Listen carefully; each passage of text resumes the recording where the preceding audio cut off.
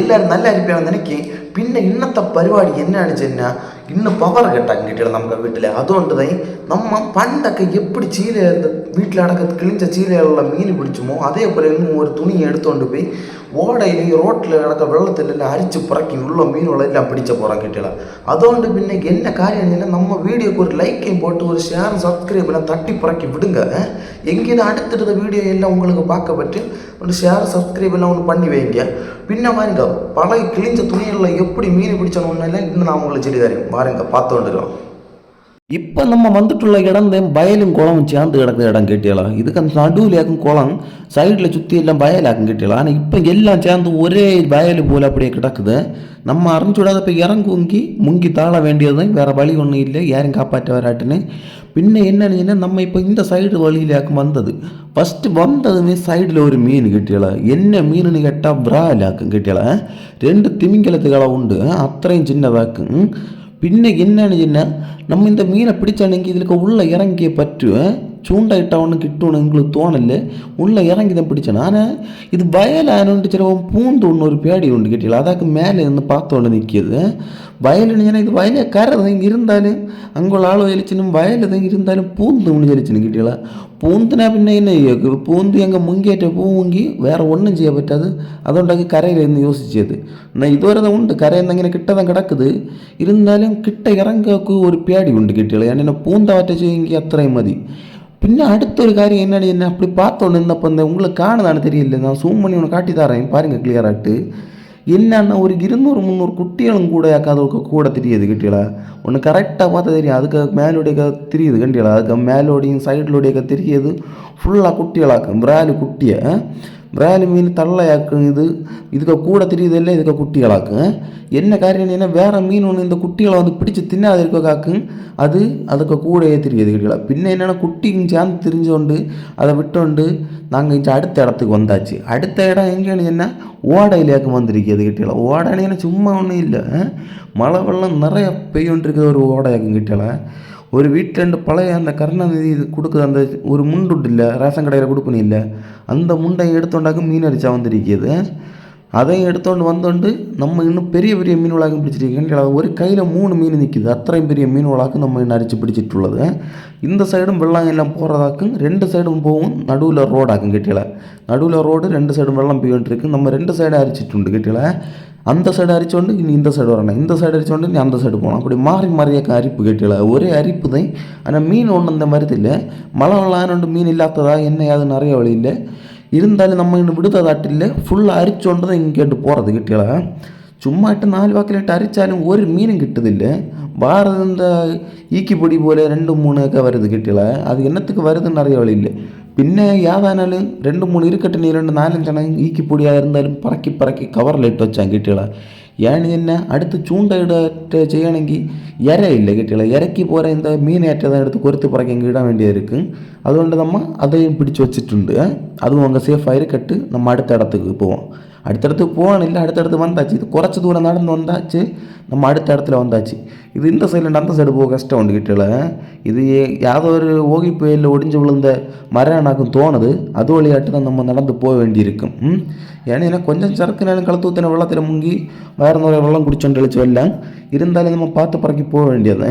இதே போல் கோச்சிங் எல்லாம் உண்டுன்னா நல்லா சூப்பராக நடந்து போகலாம், இல்லைங்கி மிதந்து போகலாம் வெள்ளத்தில், அத்தனையே உள்ளோ. பின்ன என்னன்னா இப்போ நம்ம வந்துட்டுள்ள இடம் என்னன்னா ஓடையில் குறை பெரிய ஓடையாக்கும் கிட்டல. இந்த ஓடையில் எங்கேன்னா தாமிரபரணி ஆற்றுக்காக்கும் போய் இருக்குது. ஒரு 1 கிலோமீட்டர் தாண்டி போயாச்சுன்னா நேரம் 6ல் தான் போய் கிழக்கும் கிட்டல. வெள்ளம் பயங்கர ஃபாஸ்ட்டு, பயங்கர ஃபாஸ்ட்லின்னா நல்ல பெரிய ஃபாஸ்ட்லியாக்கம் வந்து கொண்டு இருக்குது. என்னத்தை ஜில்லுக்கு கையில் துணியை பிடிச்சா துணியை அடிச்சோண்டாக்கும் போகுது. நம்மளையும் சேர்த்து கொண்டு போகாது இருக்கணுங்க, துணியை விட்டு தான் ஆகணும், இல்லைங்க நம்மளையும் சேர்த்து கொண்டு போய்க்கலாம் கிட்டல. அத்தனையும் ஃபாஸ்ட் அட்டாக் வருது கண்டிப்பாக. எத்தனை தான் வெள்ளத்தில் சேர்த்து பிடிச்சாலும் வெள்ளம் அடிச்சோண்டு போகுது. பின்ன இதாக்க அந்த வியூ பாயிண்ட் ஒன்று பாருங்கள், நல்லா இருந்தது. அந்த இடம் ஃபுல்லாக சுற்றி வயலாக்கும், வயலுக்கு நடுவிலேயாக்கும் நம்ம இதே போல் ஓட போகுது. அதுலேயாக்கும் மீன் பிடிச்சோண்டு இருக்குது. அது மீன் ஒன்றும் இல்லை கிட்டல, வெள்ளம்மாக்கும் கிட்டல. அப்படி கிடந்து ஆடுதோம். நான் ஃபஸ்ட்டு மீன் நாங்கள் நினச்சேன், அடுத்து பார்த்தப்போ தான் தெரியுது வெள்ளம்மாக்கும் அது அப்படின்னு. இது என்ன வயலுக்கு 2 சைடும் வயல், நடுவில் ஓடை. வயலில் எல்லாம் வெள்ளம் யாரும் தான் கிடக்குது. இவையே குறைய நேரத்தை அரிச்சுன்னு ஓடையிலிட்டு அரிப்போன்னுட்டு அரிச்சோன்ட்டு இருக்குன்னு. ஆனால் ஒன்றும் கிட்டத போல எனக்கு தோணலை. എത്ര നാളാവുമെന്ന് അറിയാവില്ല ഇത്ര അരിച്ച് തീക്കോക്ക്. പിന്നെ എന്നെ കാര്യമാണ് എന്നെ ഇങ്ങനെ നിന്നിട്ട് ഒന്നും കിട്ടുക പോലെ എங்களுக்கு ഒന്നും തോന്നല്ലേ. நம்ம இனி வெளியிலேட்டு இறங்கி அடுத்த இடத்துக்கு தான் போகணும். நம்ம ஃபஸ்ட்டு அங்கே நிற்க அந்த வயலில் கரிச்சோண்டு இருந்தது. இப்போ என்ன இஞ்சா வந்தோம். வயலை தாண்டி இந்த சைடு வந்து இப்போ இஞ்சியா கரிப்பு.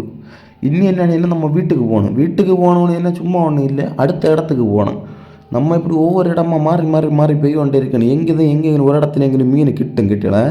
ஏன்னு சொல்லி இன்னும் பவர் கட்டாக்கும். பவர் கட்டானுண்டு நம்ம கரண்ட் வாரது வரை எங்கெങ്കിലും மீன் அரிச்சு கொண்டு தான் இருக்கணும். ஏன்னா வீட்டில் போனால் சும்மா இருந்து நேரம் ஒன்றும் போகாது. அதுകൊണ്ട് பவர் கட்டுன்னு சொன்னாலே எங்கெങ്കിലും பெய்தாகணும். வீட்டில் இருந்துட்டு ஒரு யூஸும் இல்லை கிட்டல. പിന്നെ എന്നാണെന്ന് അടുത്ത് നമ്മൾ നടന്ന് അടുത്ത ഇടത്തേക്ക് വந்தாச்சு കിട്ടിയള. ഇത് എന്നാന്ന് சொன்னால் വെള്ളം കുളത്തിലണ്ട് ഇഞ്ചോട്ട് നീങ്ങി വാറ ഇടമാക്കി കിട്ടിയള. കുളത്തിലണ്ട് വെളിയിൽ വാറത്. കുളം ഒരു 200 മീറ്റർ அந்த சைடு அங்கே கிடக்குது. പിന്നെ நாங்கள் இங்கே பிடிக்கலான்னு ஒரு ஐடியா இருந்து இங்கே பிடிக்கலான்னு யோசிச்சுட்டு இருந்தப்போ அந்த அடுத்த ஒரு ஐடியா கிட்டியல. டக்குன்னு அங்கிட்டு பார்த்தா ரோட்டில் வெள்ளம் கிடக்குது. പിന്നെ ഇങ്ങനെ കിടക്കുക മീൻ അരിച്ചാതെ പോകാനാലോ ചൊല്ലിയിട്ട് കുളത്തിൽ റോട്ടിൽ കിടക്കുക മീനുകളെ ഇപ്പോൾ അരിച്ച് ഇറങ്ങിയിട്ടുള്ളത്. നിങ്ങൾ ഇതേപോലെ റോട്ടിലുള്ള വെള്ളത്തിലെല്ലാം മീൻ പിടിച്ചിട്ടുണ്ടെങ്കിൽ ഒരു ലൈക്ക് എല്ലാം போட்டு விடுங்க. தமிழ்நாடு கவர்மெண்ட் இப்படி ரோட்டில் எல்லாம் குளம் வெட்டி வச்சுருக்கோண்டு நமக்கு பின்னே கொஞ்சம் எழுப்பமாட்டிருக்கு கிட்டிக்கலாம் மீன் பிடிச்சி வைக்க. ஏன்னா இந்த குளத்தில் இடக்க மீன் எல்லாம் டக்குன்னு நமக்கு கையில் விலையில் மாட்டும். அதுകൊണ്ട് ஒரு குழப்பமும் இல்லை. இதே போல் ரோட்டில் எல்லாம் மீன் பிடிச்சி வைக்க ஐடியா எல்லாம் வேணுங்கி நம்ம சேனலில் உனக்கு கேளுங்க. ஐடியா வேணும்னு கமெண்ட் பண்ணி அனுப்புங்க. நான் சொல்லி தரேங்க எப்படி ரோட்டில் மீன் பிடிச்சானுங்களோ எல்லா ஐடியாவையும் நான் கிளியராகிட்டு உங்களுக்கு சொல்லி தரதாக இருக்கும் கிட்டிக்கலாம். പിന്നെ അടുത്ത് ഇപ്പം നമ്മൾ എங்கே വന്നിരിക്കണി കേട്ടാൽ தாமிரபரணி ஆறாக்கும் கிட்டியலாம். தாமிரபரணி ஆறுனா மங்கட ஆறாக்கும் கிட்டியலாம். மங்கட ஆறுக்காக நம்ம வந்திருக்கிறது. இன்னும் என்னென்னா கிஞ்சையாக்கு மீன் பிடிச்ச போகிறோம் கிட்டியலாம். ஆற்றுலேருந்து அரிச்சு பிடிச்சதோலாம் பயங்கர கஷ்டமாக்கும் கிட்டியலாம்.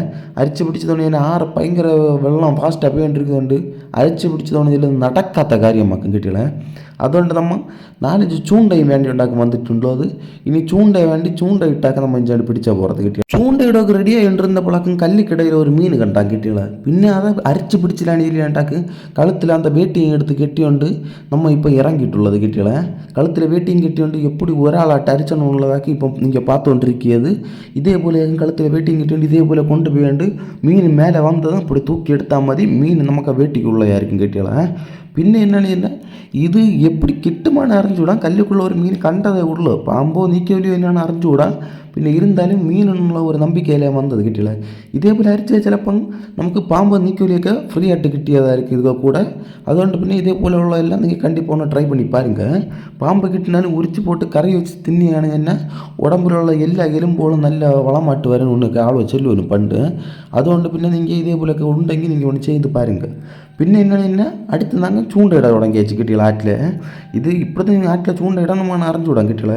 ஏன்னா ஃபஸ்ட் டைம் மாட்டாங்க இதேപോലെ ஆற்றில் சூண்டை இடுது. അതുകൊണ്ട് ഇതുപോലെ തപ്പാട്ടാറ്റ് ഇടുതാമ്മ ഇല്ല കറക്റ്റാக தான் ഇടുതാമ്മാന്ന് അറിഞ്ഞുകൂടാ. இருந்தாலும் இட்டோன்னு நின்னப்போ வந்து டக்குன்னு ஒரு மீன் மாட்டிச்சு கட்டியால. இது என்ன மீனுன்னு அறிய வழியில் ஆனால் ஒரு மீன் மாட்டிச்சு. இந்த மீன் மாட்டினதும் பின்ன ஒரு சந்தோஷம் வந்து கிட்டியல. உடனே இது தோணுச்சு ஃபஸ்ட்டு கண்ட விராலையை நம்ம பிடிப்பானு இல்லைன்ட்டு உடனே தெளித்து அடுத்து அங்கே தான் பேச்சு கிட்டியல. ஃபஸ்ட்டு வந்த இடத்துக்கு தான் தெளிச்சு வந்தாச்சு. தெளிச்சு வந்து நாங்கள் சூண்டை இட தொடங்கியாச்சு கிட்டியல. சூண்டை 4 பேர் 4 சைடில் இட தொடங்கியாச்சு. இட்டு கடைசி வரை என்ன அது ஒரிக்கலும் வந்து அது சூண்டையில் கடிச்சதில்லை கிட்டியல. சூண்டையில் பெரிய பெரிய புழுவலையாக்கு என்ன எடுத்து கொறுத்து பறக்கிட்டது. இதே போல தான் சூண்டையில் புழு கொறுக்கணுமானு அறிஞ்சுவிடாங்க கிட்டியல. எல்லாம் ஒரு குருட்டு வாக்கில் கொறுத்து பறக்கி இடியதாங்க கிட்டியல. ஏங்கிற மீன் மாட்டோன்னு ஃபஸ்ட்டு மீன் எப்படி மாட்டுச்சுன்னு தெரியாது. ஃபஸ்ட்டு மீன் குருட்டு வாக்கில் மாட்டினதாங்க கிட்டியல. இருந்தாலும் அடுத்த மீனை மாட்டோன்னு சொல்லியாக்கு வந்தது. இப்படியாவது கொறுத்து வச்சிருக்கு. இது இப்படி தான் கொறுக்கணுமானு ஒன்று கமெண்ட்டில் சொல்லிட்டு போங்க. பின்ன என்ன சின்ன 5-6 மணிக்கூறாட்டு தாங்க மீனுக்கு இது சூண்டாயிட்டு பார்த்தாங்க கிட்டியல. ஒரு மீனும் கிட்டியதாட்டில்லை. പിന്നെ കടൈസിൽ എന്നാണ് വീട്ടിൽ പോയിട്ട് കടയിലുണ്ട് വേണ്ടി പൊറിച്ചിട്ടാണ് ജെല്ലി ഉണ്ടാക്കും. ഇപ്പോൾ നമ്മൾ വീട്ടിൽ പോകാൻ റെഡി ആയിരുന്നത് കിട്ടില്ല. ഇന്നിങ്ങനെ നിന്നിട്ട് ഒരു കാര്യമില്ല. പിന്നെ എന്നാണ് നാളെയും പവർ കട്ടെന്ന് തോന്നുന്നത്. നാളെ എങ്കിൽ നമ്മൾ അടുത്ത ഇടത്തിൽ പോയി മീൻ പിടിച്ചതായിരിക്കും. എങ്കിൽ നാളെ ഉള്ള വീഡിയോ ഒന്ന് பார்க்கணுன்னுണ്ടെങ്കിൽ ഒരു ലൈക്കും ഷെയറും സബ്സ്ക്രൈബും എല്ലാം பண்ணி வைங்க. சும்மா தான் പൈസ ഒന്നും കൊടുക്കൊന്നും വേണ്ട. ചുമ്മാ പണിയതാക്കും കിട്ടില്ല ഇതൊക്കെ സബ്സ്ക്രൈബ് എല്ലാം. അതുകൊണ്ട് ചുമ്മാ ഒരു സബ്സ്ക്രൈബ് എല്ലാം பண்ணி வைங்க. നാളത്തെ വീഡിയോയിൽ അടുത്ത് കാണിയതായിരിക്കും. പൊട്ടാ പിന്നെ